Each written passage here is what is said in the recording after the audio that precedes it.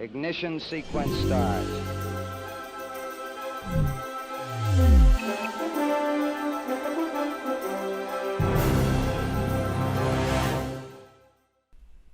Good morning, and welcome to this view of activity in the International Space Station Flight Control Room at NASA's Johnson Space Center. These are the folks keeping tabs on the operation of space station systems and working with the Expedition 65 crew members on station maintenance, science experiments, and other dynamic operations. This week, some of the crew members moved their spacecraft to a new docking port. They're all looking ahead to next week when they'll get a new commander and then welcome 3 new crewmates aboard. Houston Station on Space to Ground. Welcome to Space to Ground. I'm Sandra Jones. It was a busy traffic week on board Space Station with the Soyuz relocation and the undocking and return to Earth of a cargo resupply ship packed with science. Command has been sent. On Tuesday, September 28th, NASA astronaut Mark Vande Hei and Russian cosmonauts Oleg Novitsky and Pyotr Dubrov took a short trip inside the Soyuz MS-18 spacecraft, relocating it from the Razviet module to the Nauka multi-purpose laboratory module. This relocation opens a slot for the Soyuz MS-19 to dock following its launch October 5th from the Baikonur Cosmodrome in Kazakhstan. Then 2 days later, on Thursday, SpaceX's 23rd Cargo Dragon resupply vehicle undocked from the International Space Station and splashed down off the coast of Florida. The unpiloted spacecraft was loaded with scientific experiment samples. Some of the highlights of the science returning to planet Earth on Dragon include investigations on muscle atrophy, drug metabolization, and possible breakthroughs for diseases such as Alzheimer's, Parkinson's, and type 2 diabetes. The Japan Aerospace Exploration Agency investigation anti-atrophy tests the ability of biomaterials to inhibit muscle atrophy in microgravity. Researchers plan to compare 2 types of cultures returning to Earth, and results may lead to the production of pharmaceuticals to prevent muscle atrophy for astronauts in space and the elderly on Earth. Genes in Space 8 tests a technology for monitoring the expression of genes that control critical enzymes that may be responsible for pharmaceuticals not working as well in space. The returning samples will be further analyzed on Earth. Also returning in Dragon are samples from the ring shear drop experiment, which utilized a specially developed device that uses surface tension rather than a solid to hold liquids. Researchers use this device to create protein aggregations which may be related to Alzheimer's, Parkinson's, and type 2 diabetes. Results will be further analyzed by teams on the ground following the experiment's success in space. That's Space to Ground for this week. Thanks so much for watching. We'll see you next week.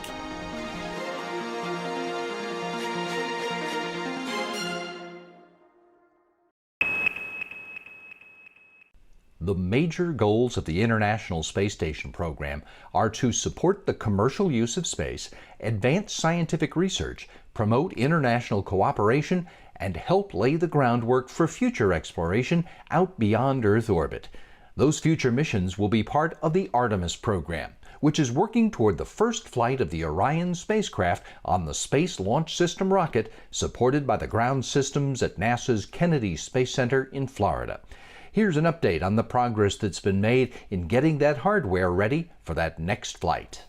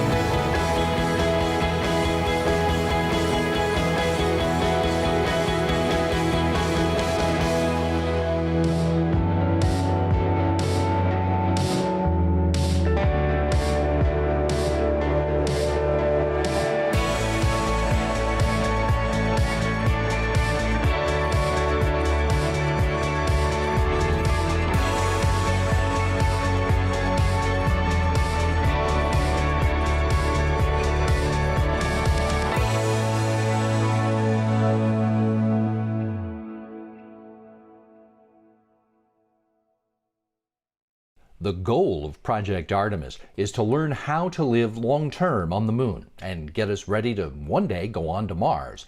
The scientists are excited about being able to use the water that already exists on the moon to support a sustainable program of exploration. The presence of water on the moon is a relatively recent discovery and one that opens up exciting possibilities for the future. Exploring the presence of water on the moon. I'm Jim Green, NASA's chief scientist, and this is Science at NASA. We are going to the moon. As NASA prepares to return to the moon, one of the many exciting opportunities scientists are preparing for is the ability to use the water that exists there to support human exploration. The presence of water has been a relatively recent discovery, opening up many exciting possibilities for future exploration and just as many questions about the water's origins. In the late 1990s, NASA's Lunar Prospector mission found extra hydrogen at the poles. And where there's hydrogen, there might be water. Enter the L-CROSS mission, designed to determine the type and amount of hydrogen that might be present just below the moon's polar regions. Tony Colipri is a planetary scientist at NASA's Ames Research Center and was the principal investigator for the L-CROSS mission. To determine the form of hydrogen at the poles, we needed a way to access material below the moon's surface. So we carried a piece of the Atlas rocket we launched on all the way to the moon and directed it into one of the large, permanently shadowed craters near the South Pole, which caused a plume of dust and debris to shoot upwards. We had a probe with 9 different measuring instruments following the plume's 10-mile or 16-kilometer upward trajectory. The Lunar Reconnaissance Orbiter spacecraft was also making observations of the plume while mapping the lunar surface from its orbit around the moon. The lunar dirt in the plume hadn't seen the sun in over 2 billion years.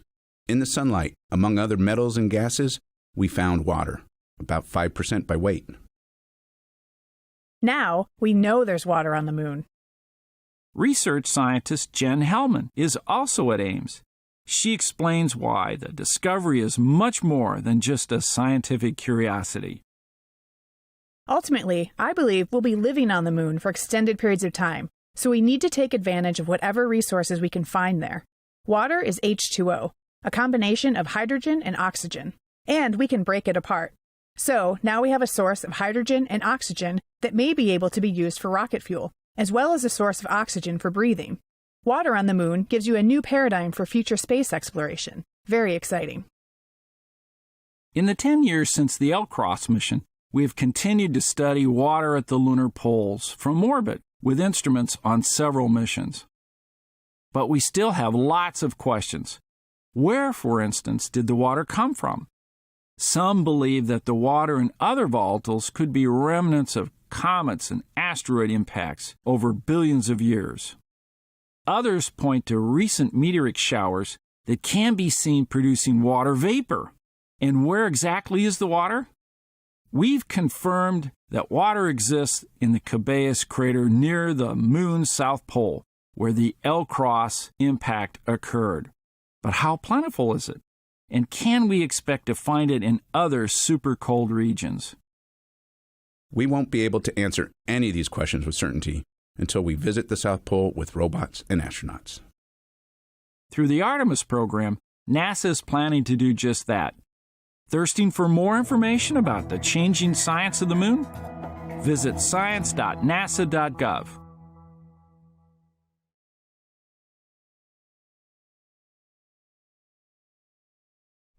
On the subject of how research in space helps people on the planet, research on the International Space Station has already had an impact on plans for how we will supply future explorers on the moon with clean water.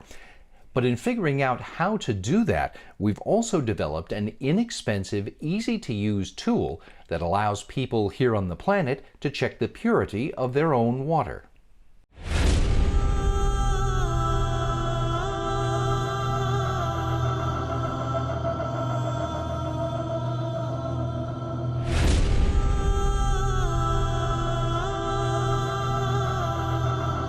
Most of the children, they come here with waterborne disease. So many children under 5 suffer from diarrheas. They're complaining about the abdominal pain, skin rashes. They get waterborne illness through drinking waters.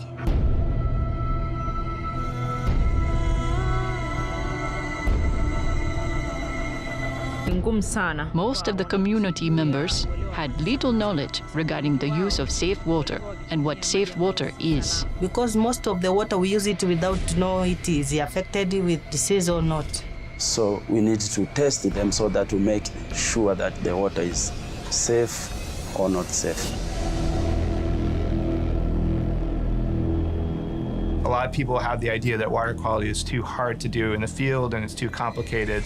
Having to transport samples, having to have reliable electricity, having to heat samples or keep samples at certain temperatures or put them in refrigerators. But probably the biggest challenge is actually the cost. The price was really high, up to $300 a test. So all those things come together to make it really difficult to use a traditional laboratory approach when you're testing water. What's been missing is the really simple, cheap test kit, and that solution came from above.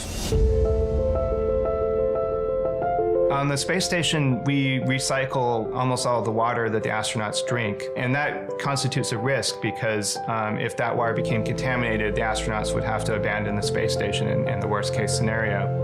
What we needed on the space station was something that was small, easy to transport, and didn't require a lot of training for the astronauts. We developed a water test kit that was really easy to use and used off-the-shelf components, and we called that the Microbial Water Analysis Kit, or MWAC. It's basically a bag that changes color in it, and the astronauts just had to hook it up to the water system, take the sample, store it overnight, and read it the next day. It worked great, and it's still in use today. This was when we realized we had a chance to make a difference in the world using the same technology that was used by NASA, but applied in a remote area of a developing country.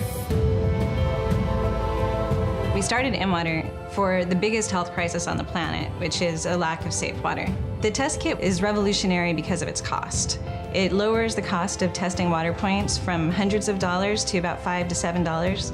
It can be done on site in the remote region, and it can give you a result within 24 hours. I take a sample today, tomorrow I have results. To use a MWater kit is very easier. But we learned that testing water by itself wasn't enough. With the mobile app, people could map water sources and record the data. So that way we're building sort of a global database of water information that everybody can contribute to and share with others. So what that meant was people who before didn't have a feasible and affordable way to test water suddenly had the means to know which water sources around them were safe. It's made people much more aware of the issues of water quality. That's a very powerful thing. And that's all due to technology that we've borrowed from the International Space Station. So now we're able to assemble a really low-cost water quality test kit to ship all over the world. We've been working with the local health ministry and the water utility in Mwanza, Tanzania since 2013. Through that technology, most of the citizens in Mwanza have an increased awareness regarding the kind of water they use and whether it causes them any waterborne illnesses or not. People are now treating their water and avoiding sources of water which could be contaminated. I've seen a growing awareness. It is very unusual for technology that is used in international space stations to be used in developing countries like Tanzania, but it can be used, and it should be used because this technology is not limited to only developed countries, but for all humankind.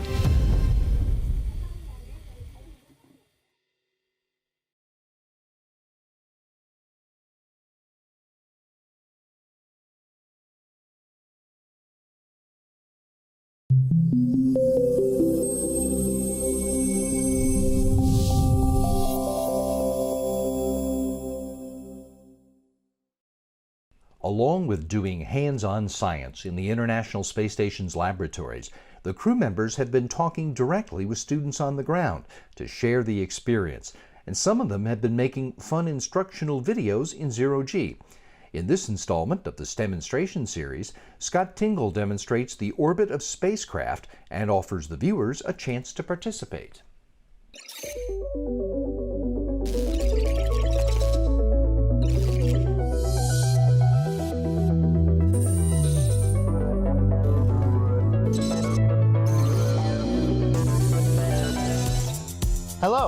My name is Scott Tingle, and I'm living and working on board the International Space Station. You know, I love my views from the cupola. It's our orbiting altitude of around 400 kilometers or 250 miles above the Earth's surface that gives us these unique perspectives. Let's explore how our ISS orbits work. Come on. First, I should explain, orbits are elliptical or oval in shape, with some being almost circular. Planets, comets, and moons have elliptical orbits. Spacecraft orbiting Earth, like the space station, are placed into a nearly circular orbit to keep a consistent altitude as they travel around the planet. Let's take a look at the Earth. It has a radius of 6,378 kilometers, and the station orbits about 400 kilometers above the surface at 8 kilometers per second. That's 17,500 miles per hour. See if you can use these values to calculate how far, how long we travel in one orbit around the Earth. All of this information and more activities related to orbits are available in the accompanying lesson plan at nasa.gov/STEM on station. Answers coming in. 4, 3, 2, 1. The answers to the questions, by the way, are approximately 42,600 kilometers and 90 minutes. And due to our altitude on orbit, we have our very unique and awesome view of the Earth. Thanks for exploring with me today. I'm going to send you back to Earth now so you can start your challenge on orbits. See you again soon.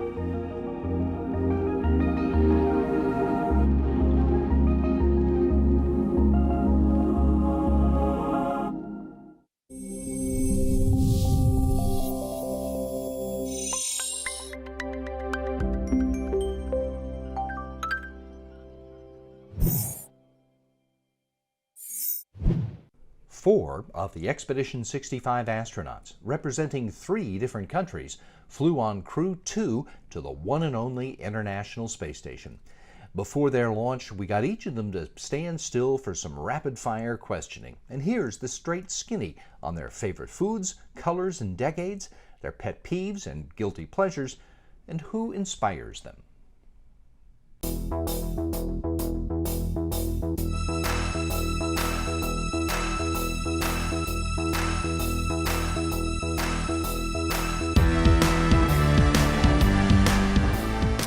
Tacos. Cheese and dairy. I know it's cliche for a Frenchman, but it's true.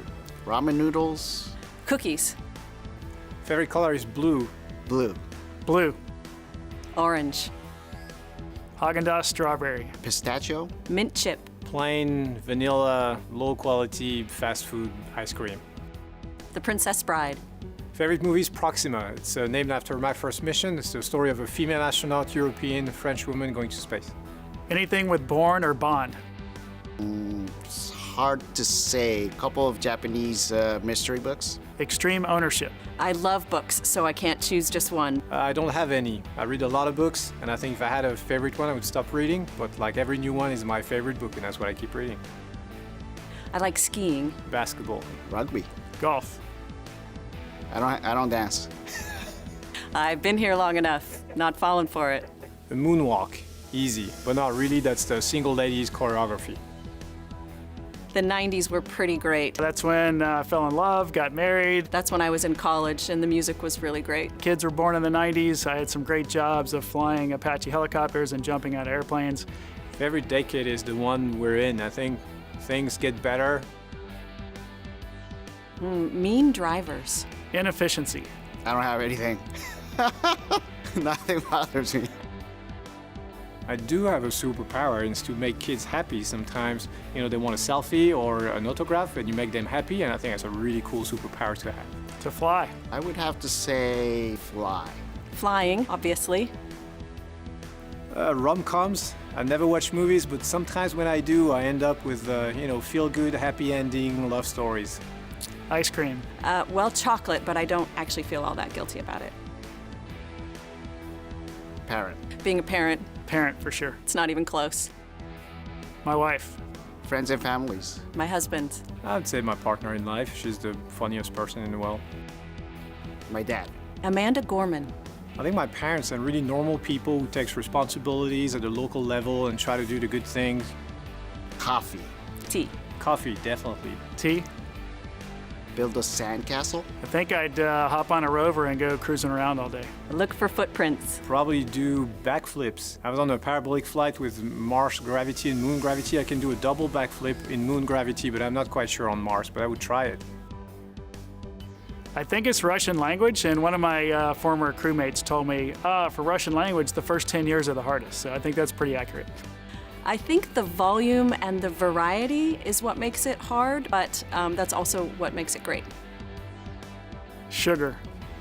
I do. I do have a call sign, but I cannot tell you what it is and why. Leave it there.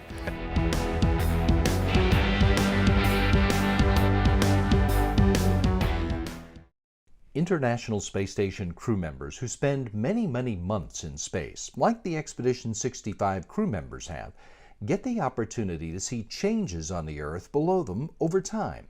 One of their European Space Agency colleagues, who has a full year in space to his credit, says he noticed the human influence on the planet we all call home. Okay, 3, 2, 1.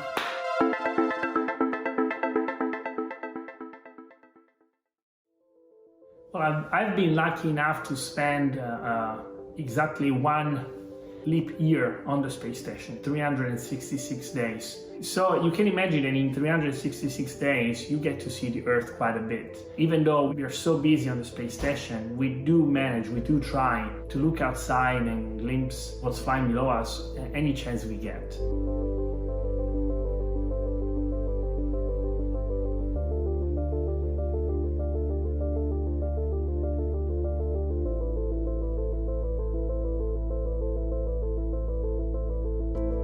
Was a part of me, the dreamer, the little kid that started dreaming about this whole experience now basically 40 years ago.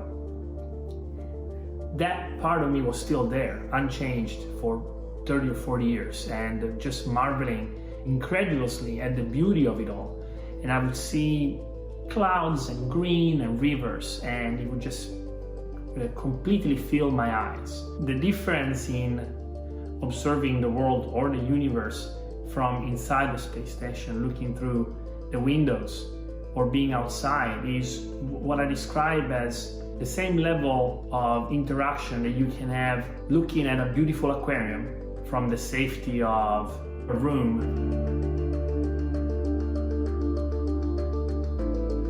When you're outside and all you have is a helmet and maybe 1.5 inch of plexiglass in front of your eyes, you can see details and colors and shades, the level of detail that you can capture and the way you experience that universe is going to be very, very different.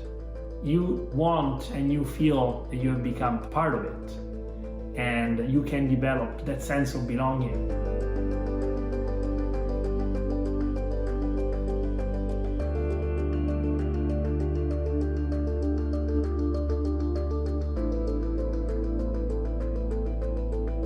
I think that the first impact of the first flight was that I did see and I did sense how fragile, how small the Earth is. We are used to think of the Earth as something so vast and big, and we don't think that what we do, our daily life, can affect such a vast system. But from space, you get a sense that every individual, every living organism is somehow connected. Seeing the city lights at night, where a place like Europe or the United States or Asia, densely populated, everything is so interconnected, and all those lights and all those lives are apparent. They are right in front of you all together, and you think that all we are doing somehow as an effect on everybody else.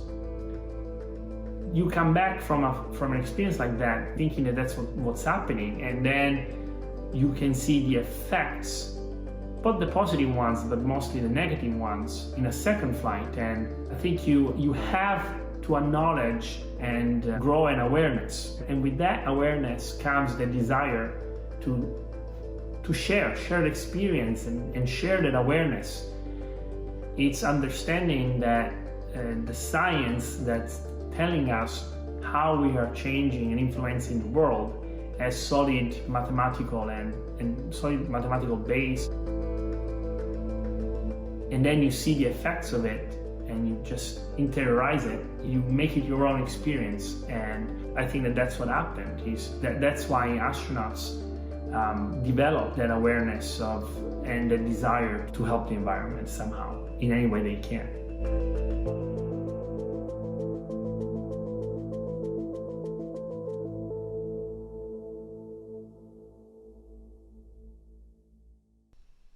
If you'd like to get another look at any of these stories, you can find them on YouTube and Facebook. They're there with lots of other great features on a whole variety of NASA topics. And if you're looking for good conversation about human spaceflight, check out Houston, We Have a Podcast. It's our weekly show with interviews about all aspects of human spaceflight and NASA's missions of exploration. Today, Gary Jordan talks to the program scientist about a NASA planetary defense test mission to learn about how to redirect asteroids away from Earth. No kidding. Go to nasa.gov/podcasts for this week's episode and all the previous episodes. In fact, the full library of all the NASA podcasts are right there. They are all also on Apple Podcasts, Google Podcasts, and SoundCloud.